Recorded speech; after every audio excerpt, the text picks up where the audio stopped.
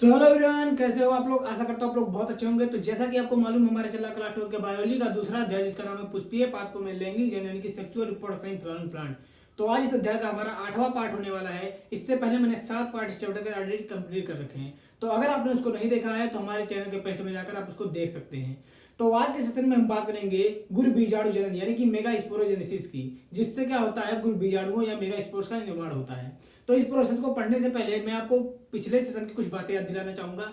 मैंने आपको बताया था कि जो बीजांड या ओव्यूल होता है, जिसे हम गुरु बीजाणुधानी भी बोलते हैं, इसमें कहीं ना कहीं बीजांड का उत्तक मिल रही थी, यानी कि स्पोरोजेनस सेल मिल रही थी। अब ये जो बीजांड का उत्तक थी, इन्होंने क्या किया था, इनमें से कुछ कोशिकाओं ने पोषण ग्रहण करके आकार में बड़ी हो गई थी। अब जब ये आकार में बड़ी हो गई थी तो इन कोशिकाओं को प्रापर्स कोशिका या आर्किस्पोरियल सेल बोला गया था।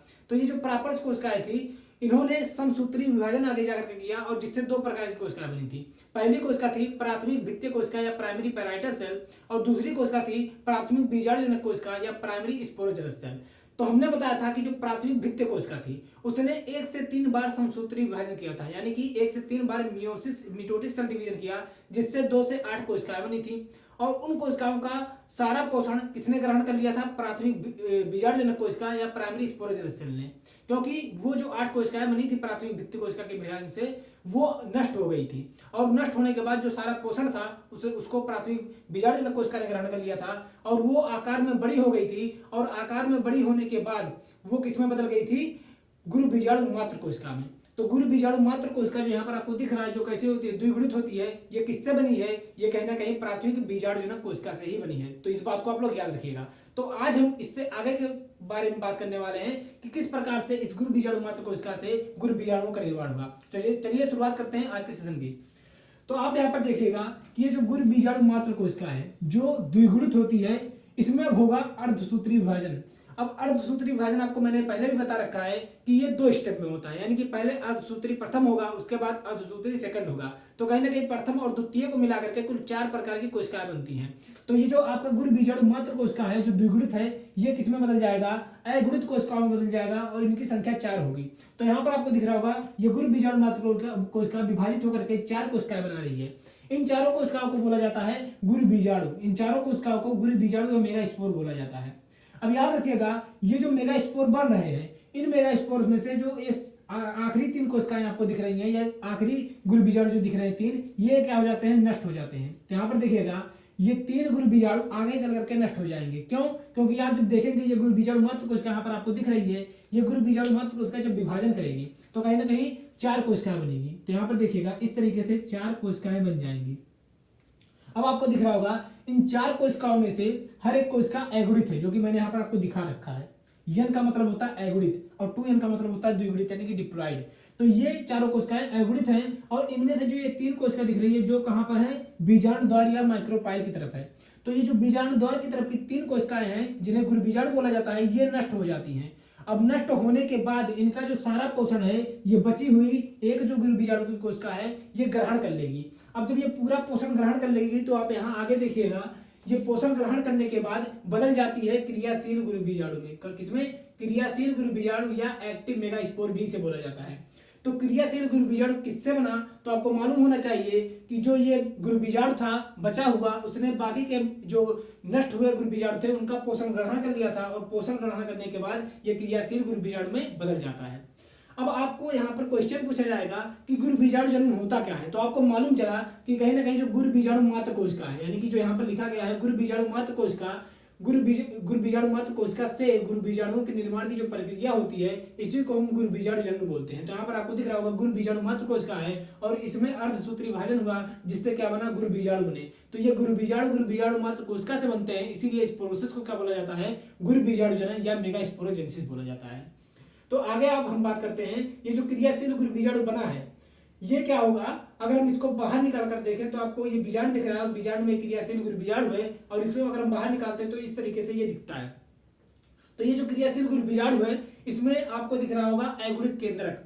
अब ये जो अगुणित केंद्रक है इसमें होने वाला है केंद्रक विभाजन, कोशिकीय विभाजन नहीं होगा, केंद्रक विभाजन होगा जिसको हम कैरियोकाइनेसिस बोलते हैं। तो समसूत्री केंद्रक विभाजन होगा जिससे ये केंद्रक 2 केंद्रक में बदल जाएगा। एक केंद्रक आपको यहाँ पर दिख रहा है और एक ऊपर की तरफ दिख रहा है, यानी कि आप बोल सकते हैं एक केंद्रक आपको बोल सकते हैं बीजाणु द्वार की तरफ दिख रहा है और एक केंद्रक आपको निभाग या चलैजा की तरफ दिख रहा है।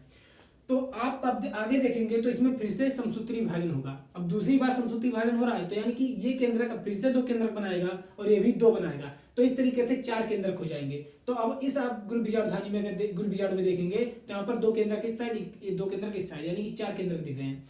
फिर पुनः से इसमें क्या होगा, समसूत्री विभाजन होगा। अब समसूत्री विभाजन के बाद हर एक केंद्रक 2 केंद्रक बनाएगा। इस प्रकार से 4 केंद्रक से आगे चल करके 8 केंद्रक बन जाएंगे। अब ये जो 8 केंद्रक आपको दिख रहे हैं, अब इन 8 केंद्रकों का क्या होगा, व्यवस्थीकरण होगा, यानी कि ये व्यवस्थित होंगे, अरेंजमेंट होगा इनका।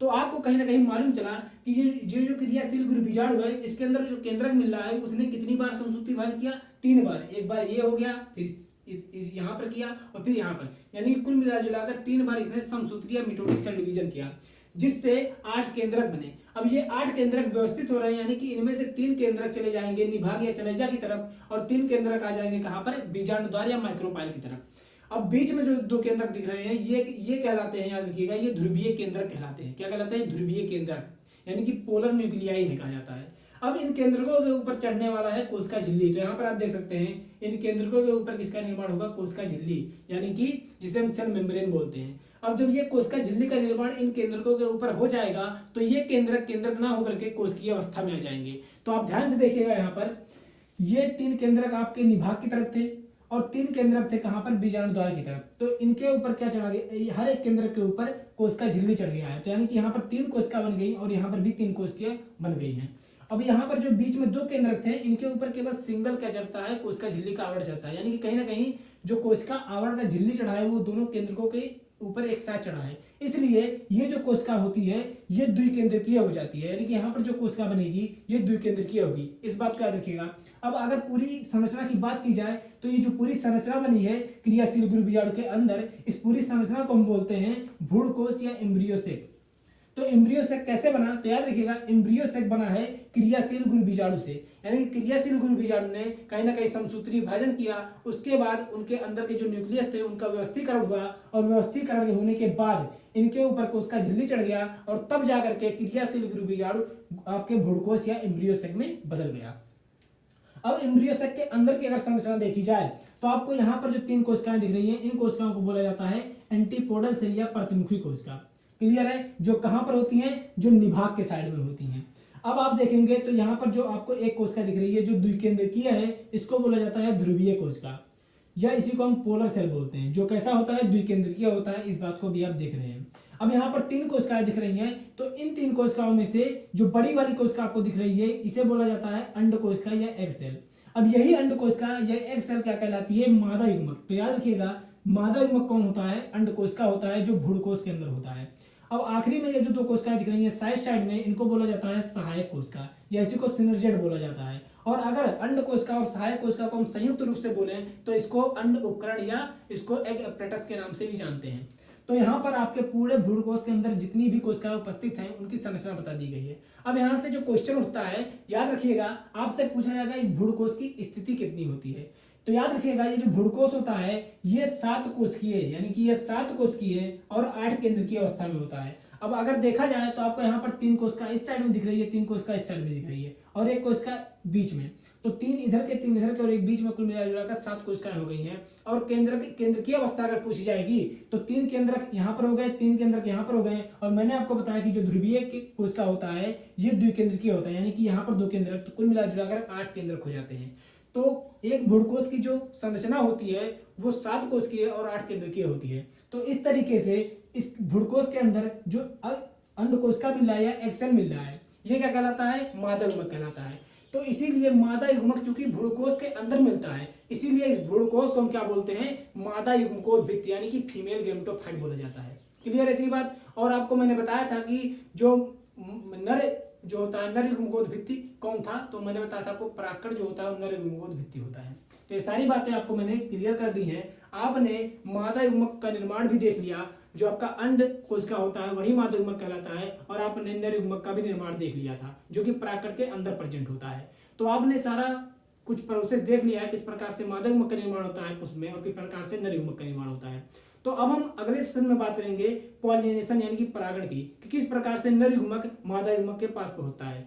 तो आपको आज का सेशन कैसा लगा कमेंट करके जरूर बताइएगा, और अगर आपको आज का सेशन अच्छा लगा हो तो सेशन को लाइक कीजिएगा, और चैनल पर नए हो तो चैनल को सब्सक्राइब जरूर कीजिएगा। तो फिर मिलेंगे एक नए सेशन में इसी चैप्टर के एक नए टॉपिक को लेकर के। तब तक के लिए आप सभी को टाटा बाय बाय।